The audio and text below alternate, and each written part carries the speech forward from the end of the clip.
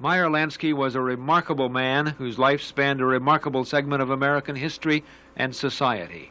One of the most unusual things about him was that he lived long enough to die in a hospital bed of cancer and the complications of his 80 years. So many of his contemporaries, sometimes at his order or with his consent, died so much younger in terribly violent ways. Lansky's death, in many respects, marks the end of an era. The Godfather movies are great American classics, not only for marvelous writing, acting, and directing, but for explaining how organized crime was conceived and nurtured in 20th century America. Across the entire breadth of organized crime's history, from the early Prohibition days in New York City to Havana before Castro to the glitter of Las Vegas, Meyer Lansky was there, in the shadows, as mediator, accountant, advisor to the mob. Al Pacino, as the Godfather, comes to Miami to meet with the family's casino consultant.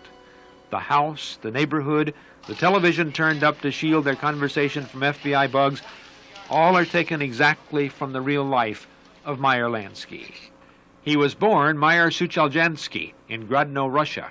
He came to Ellis Island with his parents in 1911 as part of that massive immigrant wave of Eastern Europeans. As a boy, he came to know the Italians, who would later become the bosses of the American Mafia. Yet Lansky was more powerful, more influential than any of them in shaping the destiny and enormous success of the National Crime Syndicate, America's largest single business. His position is even more astounding when you realize that as a Russian-born Jew, he could never be a member of that inner circle of organized crime, the Italian Mafia. He was a brilliant man who may have understood human nature better than Freud. A practical man of enormous self-control who, with patience and planning and cunning, manipulated people and fortunes and entire governments. He may have been worth $1 billion by the time he died, but he was so good at shifting and hiding money, his investments may never be found. He drove a leased Chevrolet. Because he used sex and greed to get what he wanted from others, he never let himself develop those kinds of appetites or vulnerability. For him, money meant power and winning.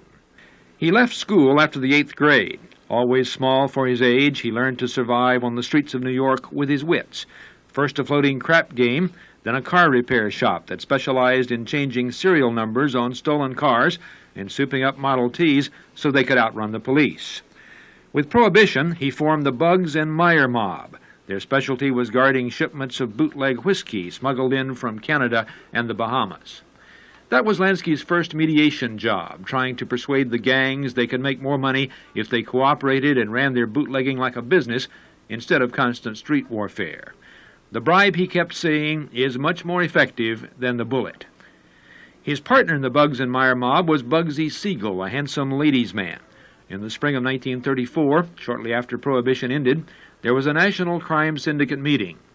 With liquor legal, they had to decide what their next ventures would be. Bugsy Siegel was sent to Nevada, where gambling had just been legalized. Lansky's assignment was the Southeast, particularly South Florida and the Caribbean.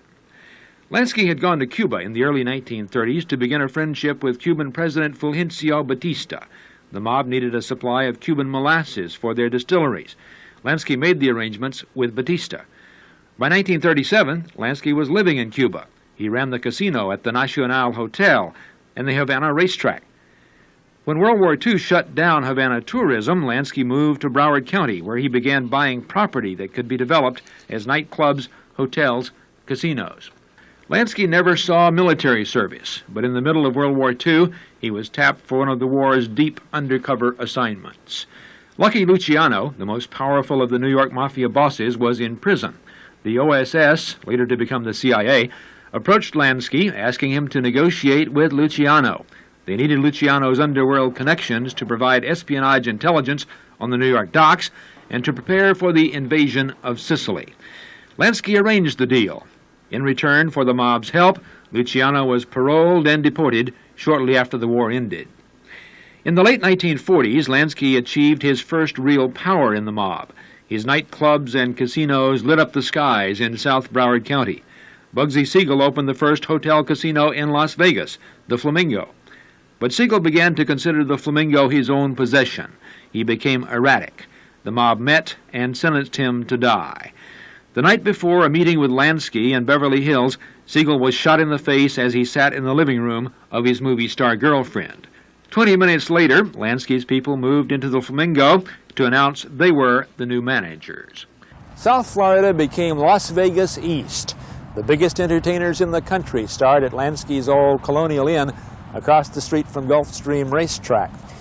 Casinos were illegal, but law enforcement did nothing about it. Most law enforcement officers were friends of Lansky. Some had become rich, investing in mob-backed businesses. Early in his life, Lansky had learned never to deal with anyone who would not accept a gift or a favor. In 1950, the Miami Herald ran a long series of stories showing organized crime's connection to the South Florida casinos and law enforcement's ties to Lansky. The Herald won a Pulitzer Prize, and Senator Estes Kefauver, until then virtually unknown, brought his investigations committee to Miami. The hearings were an immediate audience success.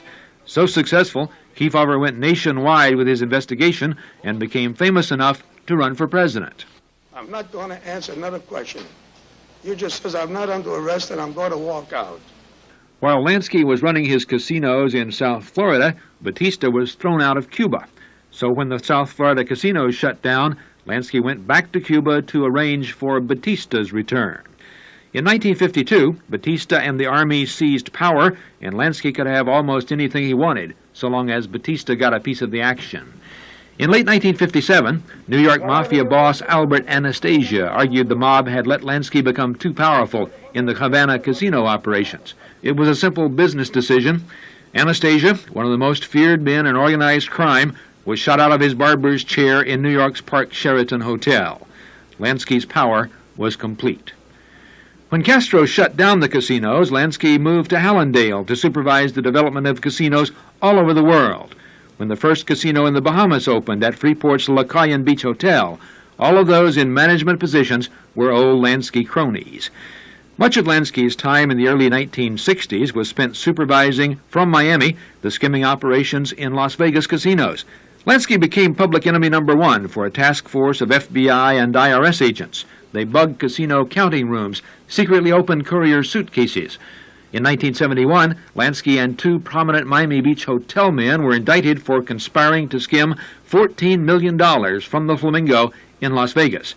Lansky fled to Israel, but American law enforcement authorities applied so much pressure, Israel deported him. He flew almost around the world looking for asylum, reportedly offering $1 million to any ruler who would take him in. All refused, and Lansky returned here to be charged with contempt of court and income tax evasion. The skimming charge was dismissed after the Las Vegas bugs were ruled illegal. An appellate court overturned the contempt conviction.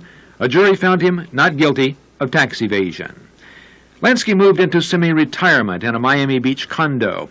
After open-heart surgery, he was less active, but the mob still came for advice and counsel.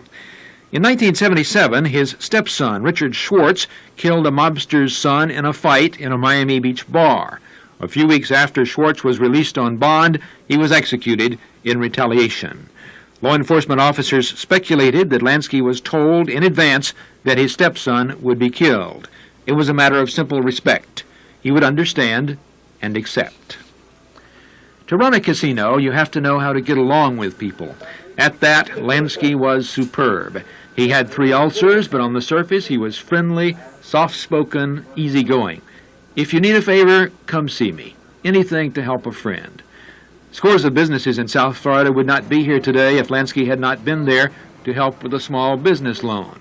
Dozens of political careers depended on his money and connections. It was an offer they couldn't refuse, and they often returned the favor. He was a man of his word. A deal was a deal. 15 years ago, I asked him, when are you going to write your memoirs? He put on his best smile and said, there's nothing to write about. You guys make up all that stuff.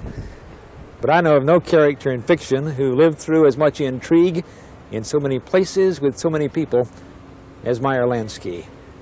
On Miami Beach, I'm Clarence Jones, Channel 10 Eyewitness News.